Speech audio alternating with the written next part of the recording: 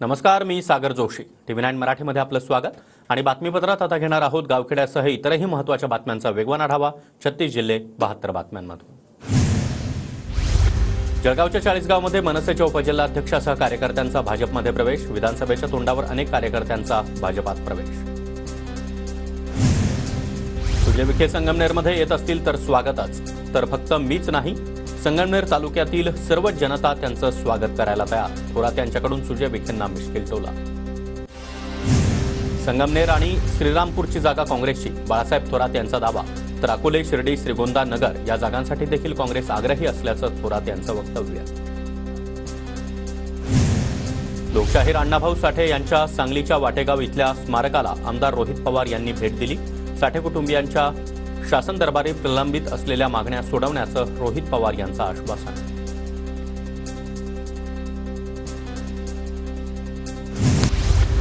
शिवसेना शिंदे गटाचे नेते सोमेश क्षीरसागर यांनी सुप्रिया सुळे यांची भेट घेतली. क्षीरसागर शिंदे गटाचे मोहोळचे नेते आमदार राजन पाटील यांच्या विरोधात निवडणुकीच्या रिंगणात उतरण्याची शक्यता. मुख्यमंत्र्यांचे खासगी सचिव नांदेडच्या मुखेड विधानसभा लढवणार. बालाजी खतगावकर भाजपच्या विद्यमान आमदाराविरोधात मैदानात. मुखेड मतदारसंघामध्ये भाजपचे डॉक्टर तुषार राठोड हे आमदार. बुलढाणा विधानसभेमध्ये शिंदे गट आणि ठाकरे गटामध्ये लढत होण्याची शक्यता. विद्यमान आमदार संजय गायकवाड यांच्या विरोधामध्ये ठाकरे गटाचे जिल्हा प्रमुख जालिंदर बुधवत यांची विरोधात लढण्यासाठी तयारी. धाराशिवच्या 4ही विधानसभेच्या जागेवर राष्ट्रीय समाज पक्षाचे उमेदवार देणार. लवकरच उमेदवारांची नावं जाहीर करणार. जिल्हाध्यक्ष विकास पाटील यांची माहिती. नागपुरात 6 मतदारसंघातील भाजप उमेदवारांची नावं लिफाफ्यात बंद. 700हून अधिक पदाधिकाऱ्यांनी उमेदवारांना पसंतीक्रम दिल्याची माहिती. चिपळूण संगमेश्वर विधानसभेची जागा ठाकरे गटानं शरद पवार गटासाठी सोडली. सूत्रांची माहिती. पवार गटाकडून प्रशांत यादव यांचं नाव आघाडीवर.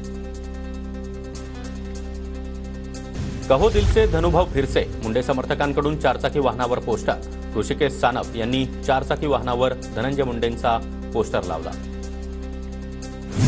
आचारसंहिता लागण्याआधी सर्व मागण्यांची अंमलबजावणी करा, अन्यथा आम्ही राजकीय बिमोड करणार. जरांगेंचा फडणवीसांना इशारा. मनोज जरांगे यांना उद्या रुग्णालयातून डिस्चार्ज मिळणार. दसरा मेळाव्याच्या तयारीसाठी उद्या जरांगे आंतरवलीला जाणार. नेत्यांच्या मागे न जाता दसरा मेळाव्याला यावं, जरांगे यांचं आवाहन. 50 उमेदवार पाडण्याची यादी तयार. मनोज जरांगेंना रसद पुरवणाऱ्यांना आम्ही पाडणार. लक्ष्मण हाके यांचा इशारा. मुख्यमंत्र्यांना लाज वाटायला हवी. मुख्यमंत्री एका जातीचे आहेत का? महाराष्ट्रामध्ये इतरही लोक राहतात. लक्ष्मण हाके यांची मुख्यमंत्री शिंदेंवर टीका. छत्रपती संभाजीनगरमध्ये लाडक्या बहिणींना 6 ऑक्टोबर रोजी मेळावा. मराठवाडा सांस्कृतिक मंडळावर मेळाव्याचं आयोजन. मुख्यमंत्री एकनाथ शिंदे, उपमुख्यमंत्री देवेंद्र फडणवीस आणि उपमुख्यमंत्री अजित पवार देखील उपस्थित राहणार. एकनाथ शिंदे यांना पुढे करून कुठल्या तरी चाणक्यानं जरांगे पाटील यांचा बळी घेतला. भास्कर जाधव यांचा देवेंद्र फडणवीस यांच्यावर नाव न घेता हल्लाबोल. तर एकनाथ शिंदे यांना पुढे करणारा चाणक्य हाकेंच्या मागे असल्याची जाधव यांची टीका. आमदारकी गेली तरी चालेल, मात्र रामगिरी महाराजांचे विचार सोडणार नाही. साधूंना ठेचून मारण्यासारखा प्रसंग वैजापुरात होतो की काय, अशी शंका. शिंदे गटाचे आमदार रमेश बोरनारे यांचं वक्तव्य. अक्कलकोटचे माजी आमदार सिद्धराम म्हेत्रे यांची पंचायत समितीच्या अधिकाऱ्याला शिवीगाळ. पंचायत समितीच्या ऑफिसला जा लावून त्यामध्ये तुम्हाला टाकेन, सिद्धराम म्हेत्रे यांचं वक्तव्य. सप्तशृंगी गडावर खासगी वाहनांना प्रवेश बंदी. जिल्हा प्रशासनाचे आदेश. नवरात्र उत्सवानिमित्त 3 ऑक्टोबरपासून 12 ऑक्टोबरपर्यंत प्रवेश बंदी असणार. बंदी काळामध्ये एसटीच्या अतिरिक्त बसेस चालवण्यात येणार. नाशिकचं ग्रामदैवत असलेल्या कालिका माता मंदिरामध्ये नवरात्रोत्सवाची तयारी पूर्ण. यंदा पहिल्यांदाच ऑनलाईन पेड दर्शनाची मंदिर प्रशासनाकडून व्यवस्था. घटस्थापनेनिमित्त परळीतील काल रात्री देवीची तयारी पूर्ण. मंदिराला आकर्षक विद्युत रोषणाई. तुळजापूरमध्ये तुळजाभवानी मातेच्या शारदीय नवरात्र महोत्सवाची जय्यत तयारी. उद्यापासून घटस्थापनेला सुरुवात. घाटशीळ परिसरामध्ये भाविकांसाठी 25,000 क्षमतेचा मंडप. शारदीय नवरात्रोत्सवामध्ये तुळजाभवानी मंदिर 22 तास खुलं राहणार. तुळजाभवानी मंदिर संस्थानचा निर्णय. वाशिमच्या पोहरादेवीमधील नगारा भवनाला आकर्षक विद्युत रोषणाई. 127 कोटी रुपये खर्च करून नगारा भवनाची उभारणी. 5 ऑक्टोबरला पंतप्रधान मोदी लोकार्पण करणार।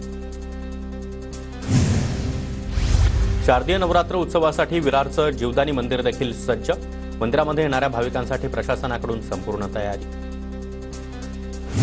जळगावमध्ये महाराष्ट्रातील पहिल्या जलपर्यटन महोत्सवाचं मंत्री गिरीश महाजन यांच्या हस्ते उद्घाटनानंतर महाजनांनी स्पीड बोट चालवून अनुभवला थरार।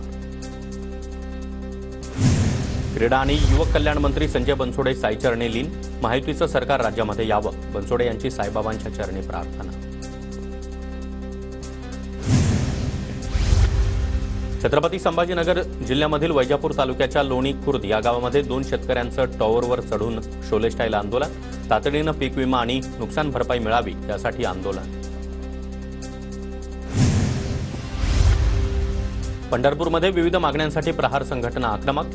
मंगळवेढा तालुक्यातील अनेक प्रश्नांसाठी प्रहारचे राजकुमार स्वामी यांच्या नेतृत्वामध्ये प्रांत कार्यालयासमोर स्वतःला गाडून घेत गांधीगिरी मार्गाने आंदोलन। धुळे महानगरपालिकेविरोधात ठाकरे गटाचा निषेध मोर्चा। भ्रष्ट कारभार चालू असल्याचा आरोप करत महापालिका इमारतीच्या बाहेर भ्रष्टाचारी सत्ताधाऱ्यांचा श्राद्ध घालून निषेध। वर्ध्याच्या सेलू इथल्या उपविभागीय विद्युत कार्यालयामध्ये किसान अधिकार अभियानाचं ठिय्या आंदोलन। शेतीला पूर्णवेळ विद्युत पुरवठा आणि पूर्णवेळ वायरमनची व्यवस्था करण्याची मागणी।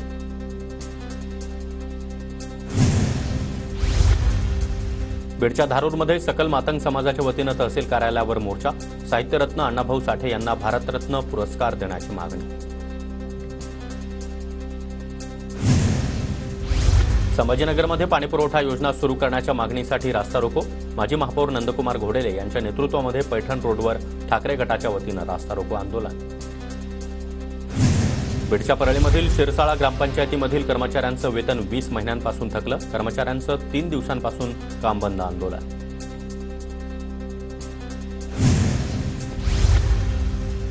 वाराणसीच्या विविध मंदिरांमधून साई मूर्ती हटवल्याप्रकरणी शिर्डीतील हिंदुत्ववादी संघटनांकडून निषेध। अशा गोष्टींमुळे हिंदू धर्मामध्ये दुफळी निर्माण होत असल्याचं कार्यकर्त्यांची प्रतिक्रिया। वाशिमच्या मालेगावमधील 50 पेक्षा जास्त गावांमध्ये पाणंद रस्ते नसल्यानं चिखलाचं साम्राज्य। पाणंद रस्त्यांना निधी देण्याची मागणी। बुलढाण्याच्या खामगावमध्ये स्वाभिमानी शेतकरी संघटनेचं डफडं बजाव आंदोलन। खामगाव तालुक्यामध्ये ओला दुष्काळ जाहीर करण्याची मागणी। गोंदियामध्ये प्रहार जनशक्ती पक्षाचं जिल्हाधिकारी कार्यालयासमोर मुंडन आंदोलन। महिला आर्थिक विकास महामंडळ आणि लेखापाल यांना 6,000 रुपये मानधन देण्याची मागणी। नाशिकमधील फुलेंच्या स्मारकाच्या शिलालेखावरील वादावर आता पडदा। पुतळ्याच्या शिलालेखामध्ये काही ओळी नसल्याचा भाकपनं आरोप केल्यानंतर फुलेंच्या स्मारकाच्या शिलालेखात आता दुरुस्ती।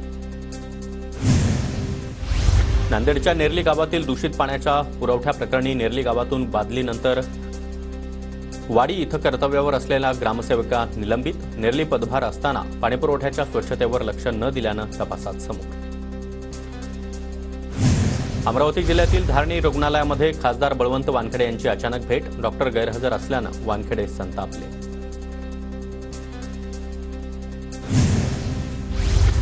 छत्रपती संभाजीनगरमध्ये महात्मा गांधी यांच्या जयंतीनिमित्त सामूहिक सूतकताईचा उपक्रम। एमजीएम विद्यापीठातील शेकडो विद्यार्थ्यांकडून सामूहिक सूतकताई।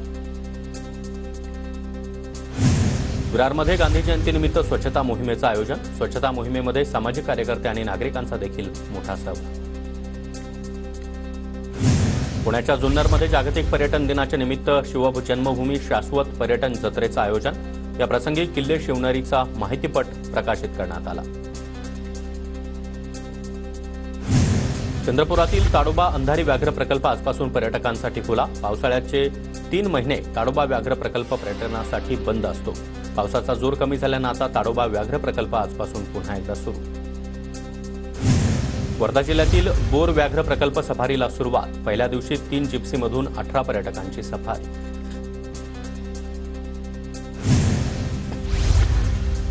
भंडाऱ्यातील चांदपूर जलाशय ओव्हरफ्लो होऊन मुख्य कालवा फुटला। शेतामध्ये मोठ्या प्रमाणात पाणी शिरलं। मूल्यांकनाअभावी हा प्रकार घडल्याचं समोर।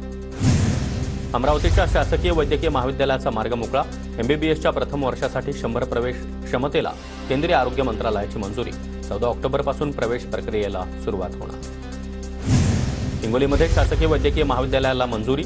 100 विद्यार्थ्यांना महाविद्यालयामध्ये प्रवेश मिळणार।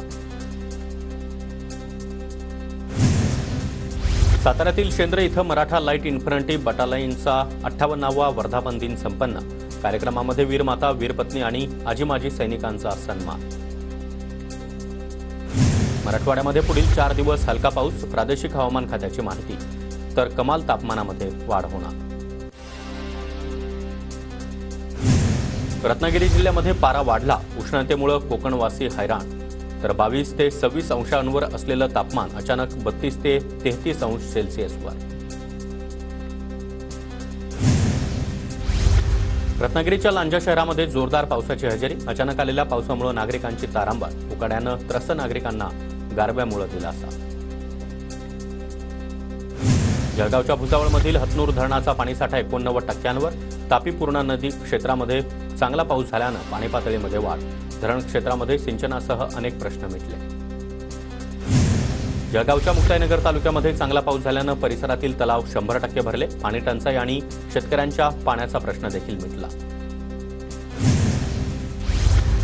गेल्या वर्षीची खरीप हंगामातील पीक विमा योजनेची रक्कम 3 दिवसांमध्ये जमा होणार. सोलापूर, नाशिक, जळगाव, नगर, सातारा आणि चंद्रपूर जिल्ह्यातील शेतकऱ्यांचा समावेश.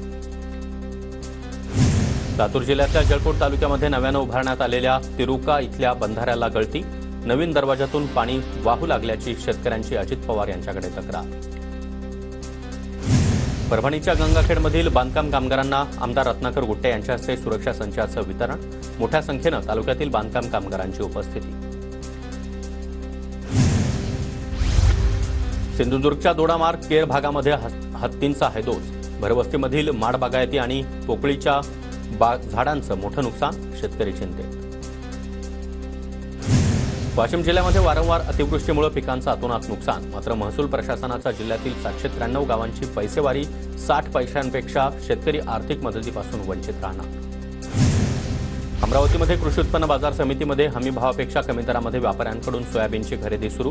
प्रति क्विंटल 4,892 इतका हमीभाव असताना केवळ 3,500 ते 4,000च्या दरामध्ये सोयाबीनची खरेदी.